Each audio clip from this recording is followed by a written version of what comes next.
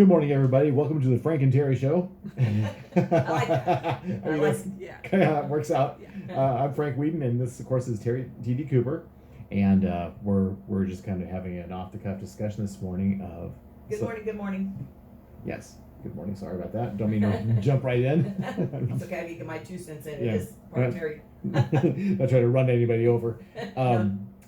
We're talking this morning about some of the major mistakes that even experienced authors make. So I've come up with a few things here, handy dandy Google search, and Terry, you come up with a few too. So Right. We'll start with what you've come up with first. Okay. Well, the girl that I kind of follow email, she says the biggest one is you write episodic narrative instead of actual story. Right.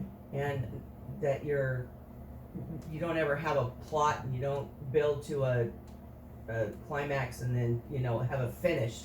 Right. So you're just writing about events and event after event after event. Right. It becomes very choppy, and your reader never gets a chance to become immersed in your story. Right. So yeah, that I can see how that could be and really. it never has a beginning, a middle, or an end. Right. Uh-huh. And most stories tend to follow like the three act model. Right. So yeah, definitely a beginning, middle, and end, or three. Like, yeah, definitely. So so one of the things that I found is I think that a lot of times this is more of the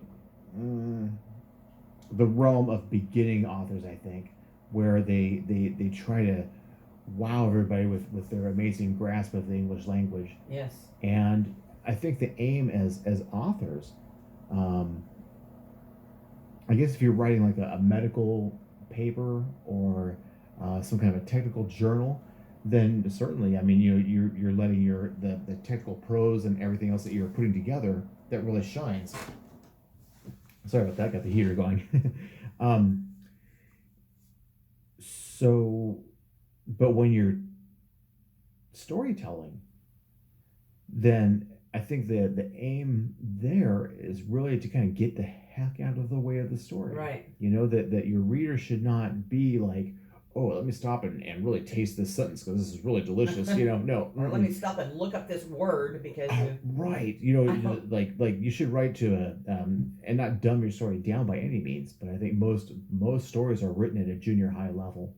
You think so? Yeah, I really, I mean, if people really want to get into stuff like Chaucer and Shakespeare and those kinds of things, okay, but most people just want to read a story, Right. They just want it simple, and they want to be able to read it, feel it, right, experience it right. with themselves in the story. Right.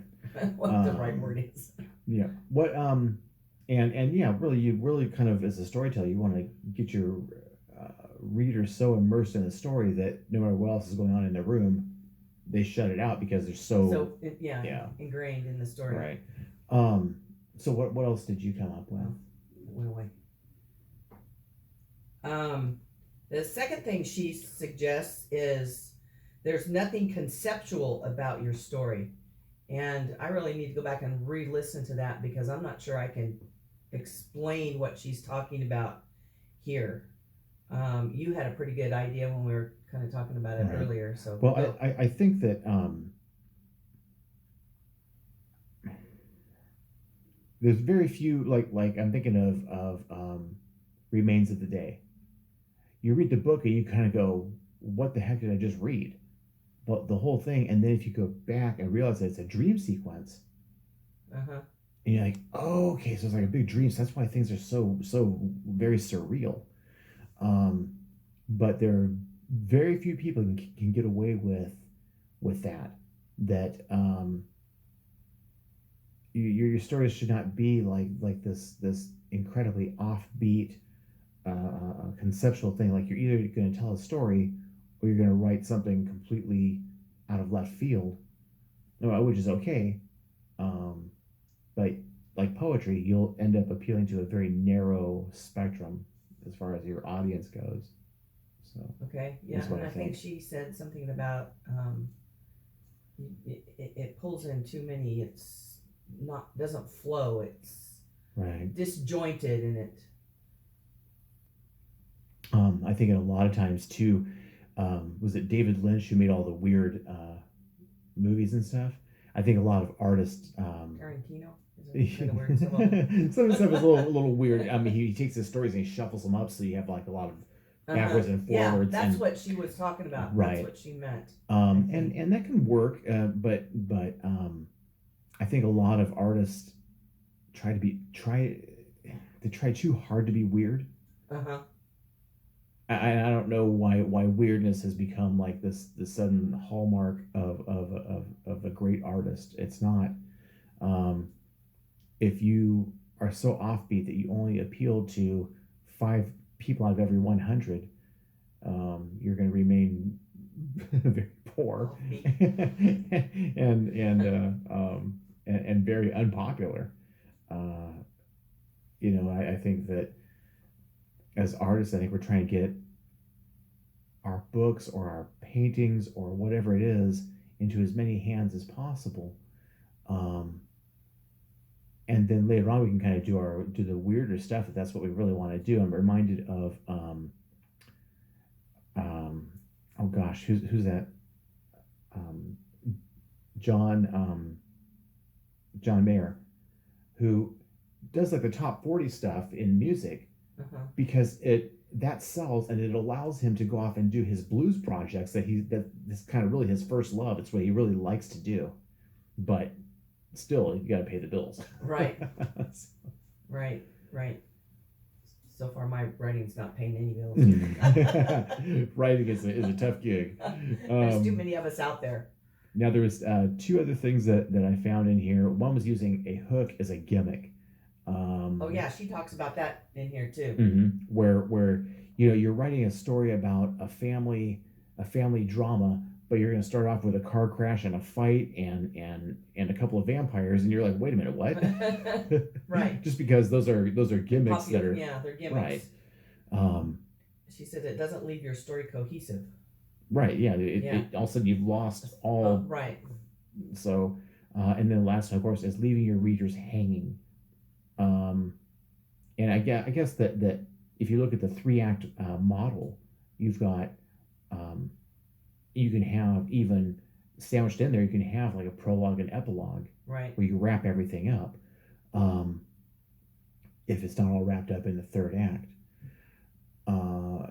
So I think a lot of times, and it's good to leave occasionally like certain questions surrounding your story, provided they're not questions that are fundamental to the story itself. I think you need to have an end. Right. You need to have an end.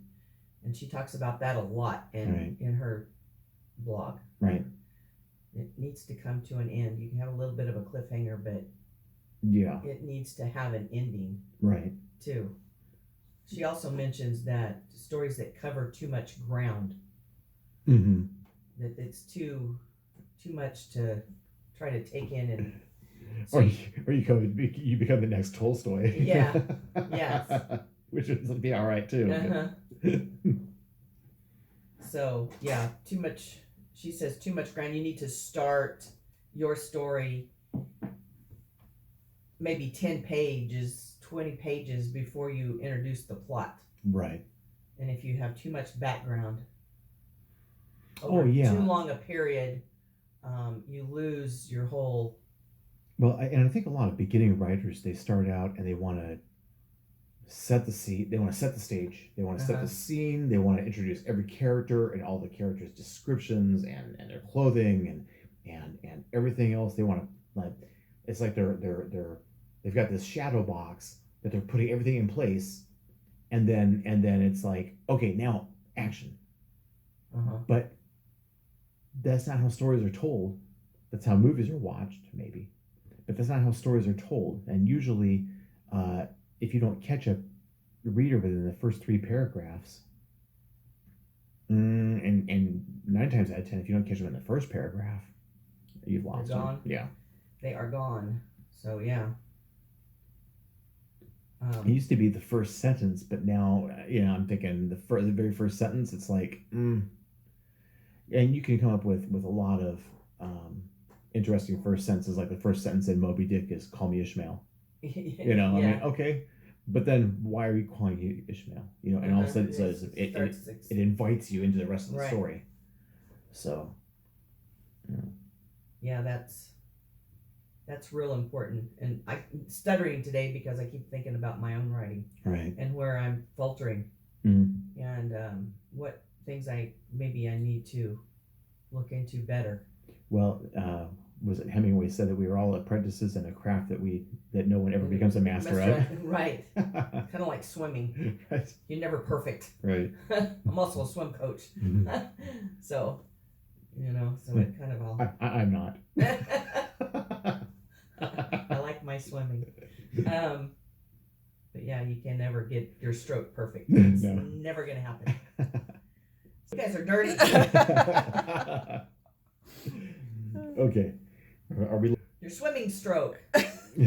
All right. Now the kind of a subject change. I've received copies of my book on spirituality called "Inhale Peace, Exhale Bullshit." So basically, taken what I can with this book and kind of boil things down to their lowest common denominator.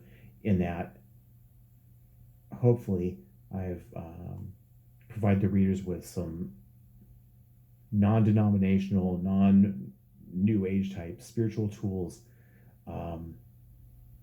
devoid of all the psychic, the psychobabble and the gobbledygook that usually they cloak all this stuff in with, and so just kind of synthesized a lot of it out. Yes. I'm having a hard time finding my words today too. I'm like, I know. So, but yeah, it's called "Inhale Peace, Exhale Bullshit." So, anyway. I find too when I'm sitting down to write and I'm having a hard time finding my words, turn it off, get up, go do something, and then come back. Right. Or just that's my biggest thing. Or just stop and breathe for a few minutes and kind of like, okay. Yes. Yeah. So you can find your words again, because that does happen a lot. Yeah. Alrighty. All right. Now we've actually introduced my book. So Teri, tell me about what you have planned for your book, Strange Shoes. Well, I'm having a hard time with Amazon. They won't put the new cover on on it. This is the old cover. And it has, I showed you the new cover last week. But Amazon won't put the new cover on the print book until they sell out of what they've already printed in their store. So if you guys want a cheaper copy of it, a cheaper version with the old cover, it's the same story. Go ahead and buy it so my new cover can come out and be seen. Right. It's kind of frustrating me. I don't know. I went in and bought a few copies of it last night. I don't know how many copies they have with the old cover before I hope they haven't printed a whole bunch of them. But anyway, if you would like to read Strange Shoes, go in and see it. It's the old cover still on the print version. The new ebooks and all that have the new cover. You can see what the new cover looks like when you click on those little things. Yeah. And the new cover is brilliant. It's very nice. The new cover is a lot better. My granddaughter is 13 years old, and I was showing her the new cover, and she's, I like that a lot better. Good. So, and this is pretty much what this book is headed for, geared for, is 13 and above. Cool. So. All right. Awesome. All right. Well, thank you for joining me this morning. And Good to be here. Always, I always look forward to coming here in the morning. Yes, and we enjoy having you. And like I said, thanks for tuning into the Frank and Teri Show. You can click on the subscribe button, and there's a little bell down there so you can be notified when we have new videos. Please like, share, comment. And we also have our links to our Amazon accounts. Right, to our author pages. So please, by all means, please help support us. We support other artists ourselves and believe in purchasing other people's books. So let's support each other. Right. All right. Anyway, thanks Feel for the tuning love. in.